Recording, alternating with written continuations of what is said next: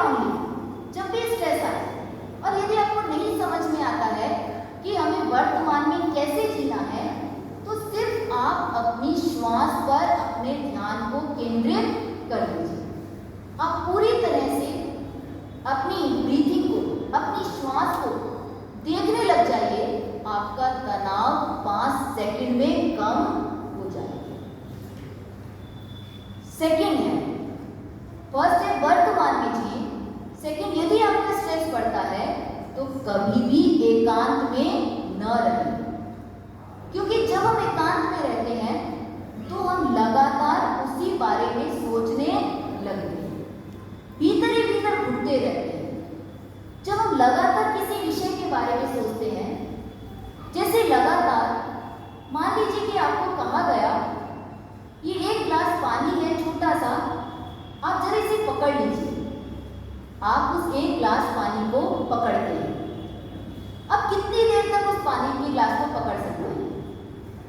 आधा घंटा, 1 घंटा, 1.5 घंटा, 2 घंटा, 3 घंटा, 4 घंटा, 12 घंटा, कितने देर पकड़ सकते हैं? कितनी देर पकड़ सकते हैं बताइए? जब तक हाथ दुखने पर। एक स्टेज क्या आएगी कि आप ये ग्लास रख देते, तो एक पानी का ग्लास भी पकड़ने के लिए उसकी भी एक लिमिट होती है। तो जो विचार आपके मन में चल रहा है, उस विचार को लगातार आप होते रहेंगे, आप उसके बारे में लगातार सोचते रहेंगे, तो आपका तनाव, आपका स्ट्रेस, आपका टेंशन जरूर बढ़ेगा। इसलिए कभी भी आपका स्ट्रेस होता हो तो आप एकांत में ना रहें। आप अपने साथ जीवन में कोई ना कोई गुरु हो, कोई कल्याण मित्र हो, जिसको जाकर आप अपनी बात शेयर करें। कोई ऐसा व्यक्ति हो जिससे जब आप अपनी बात शेयर कर लेते हैं तो आपका मन हल्का हो जाता है, आप अनुचित करने से रुक जाते हैं। इसलिए जब भी मन भारी होने लगे, मन अशांत होने लगे, मन तनाव में आने लगे, चाहे कैसी भी बात आपके मन में चल रही हो, आप किसी फ्रेंड से, आप घर परिवार के किसी व्यक्ति से या किसी गुरु से, पर शेयर किससे करना? जो आपको पॉजिटिव थिंकिंग देता हो। नेगेटिव थिंकिंग देने वाले व्यक्ति से कभी भी अपनी बात शेयर नहीं करना। थर्ड टेक्निक कि प्रकृति के नियमों को स्वीकार करना चाहिए। प्रकृति के नियम कि संयोग है, उसका वियोग होगा ही होगा। हम घर परिवार के सदस्यों के बीच में रहते हैं, जिनका संयोग हुआ है उनका वियोग होगा।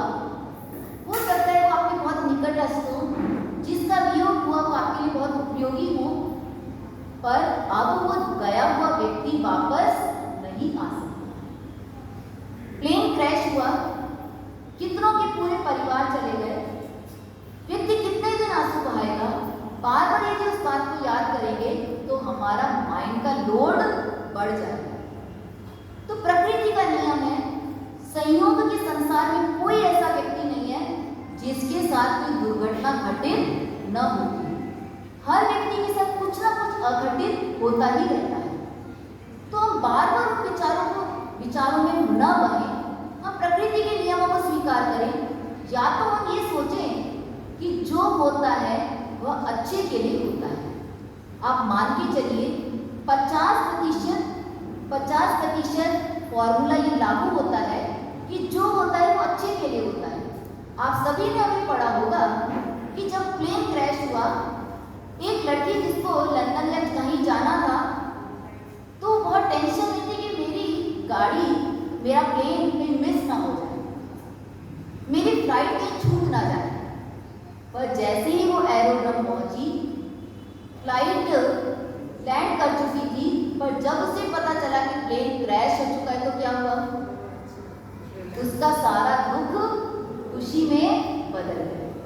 तो 50% केसेस में हम इस फॉर्मूले को अप्लाई कर सकते हैं कि जो होता है वो अच्छे के लिए होता है, अथवा वही होता है जो होना होता है।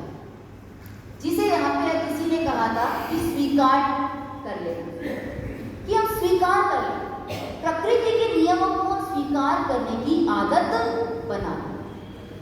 नेक्स्ट पॉइंट है कि मान के चले अगर जीवन में कोई घटना घटी है, अगर जीवन में कोई विपत्ति आई है, अगर जीवन में कोई परिस्थिति आई है, तो कभी कभी नहीं, परिस्थितियां महान व्यक्ति को जन्म देती हैं।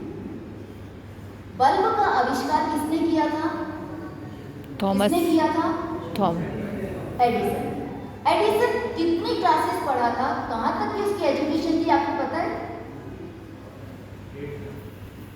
कितनी एजुकेशन थी एडिसन की? सेकेंड थर्ड मेरी नॉलेज में शायद आप 8th कह रहे हैं, हो सकता है 8 तो थर्ड 8 क्लास या थर्ड क्लास तक की थर्ड क्लास पढ़ाई की थी। उसके टीचर ने उसको स्कूल से निकाल दिया। उसकी माँ को कहा कि तुम्हारा बच्चा इंटेलिजेंट नहीं है, उसमें बुद्धि नहीं है पढ़ने की, इसलिए इसे घर ले जाओ। उसकी माँ ने उसको घर में बैठकर पढ़ाया, घर में बैठकर के उसने पढ़ाई की। 67 इयर्स की एज में उन्होंने जो फैक्ट्री डाली थी वो पूरी जल करके राख हो गई, उसमें आग लग गई। उसके बाद भी एडिसन घबराए नहीं। उन्होंने एक ही शब्द कहा, जो हमने हमारे जीवन में गलतियां की थी वो सारी जल के राख हो गई। भगवान का मैं थैंक्स करता हूँ, धन्यवाद देता हूँ कि भगवान ने हमें नई शुरुआत करने का एक मौका दिया। तो ये समझिए कि परिस्थितियाँ हमको मजबूत बनाने के लिए आती हैं। बजाय आप उसका लोड लें, उसका स्ट्रेस लें, आप ये सोचें कि उसका समाधान कैसे पॉजिटिवली हो सकता है। इसलिए नेक्स्ट पॉइंट है, जब भी सोचें पॉजिटिवली सोचें। अब ये हो सकता है, आप ये कैसे जज करेंगे कि आप पॉजिटिवली सोच रहे हैं कि नेगेटिवली सोच रहे हैं, ये बताइए। आप कोई भी पॉइंट पे पॉजिटिव सोच रहे हैं कि नेगेटिव सोच रहे हैं, ये हम जज कैसे करें? एक बस छोटा सा फॉर्मूला है,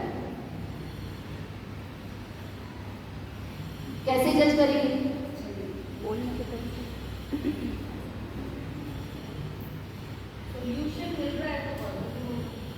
सॉल्यूशन मिल रहा है तो पॉजिटिव